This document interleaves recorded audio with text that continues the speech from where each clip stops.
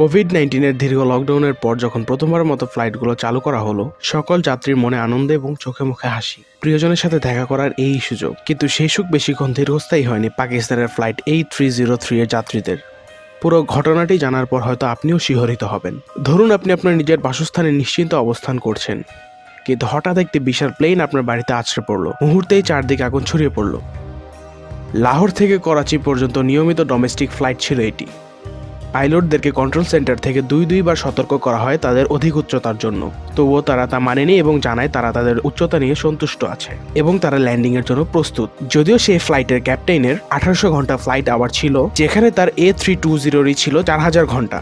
প্রথমবার যখন বিমানটি ল্যান্ড করতে যায় তখন তা অক্ষম হয়। পাইলট জানায় ল্যান্ডিং গিয়ার কাজ করছে না। তবে পাকিস্তান সিভিল এভিয়েশন অথরিটি জানায় রানওয়েতে তারা কিছু ঘর্ষণের দাগ দেখতে পায়। পরবর্তীতে ধারণা করা হয় তা বাঁ পাশের ইঞ্জিনের সাথে রানওয়ের ঘর্ষণের দাগ, এবং পরবর্তীতে বিমানটি যখন দ্বিতীয়বার ল্যান্ডিং এর জন্য উড়ে তখন সেটি আর উচ্চতা বজায় রাখতে পারছিল না, যেহেতু ইঞ্জিনটি অলরেডি অকেজো হয়ে গিয়েছে। এবং বিমানটি যখন লোকালয়ের কাছে আসে, বাকিটা আমাদের সবারই জানা। সে ফ্লাইটে থাকা 91 জন যাত্রী সহ 8 জন ক্রু ছিল, যাদের মধ্যে অলৌকিকভাবে 2 জন বেঁচে ফেরে এবং বাকিদের আর ফেরা হয় না।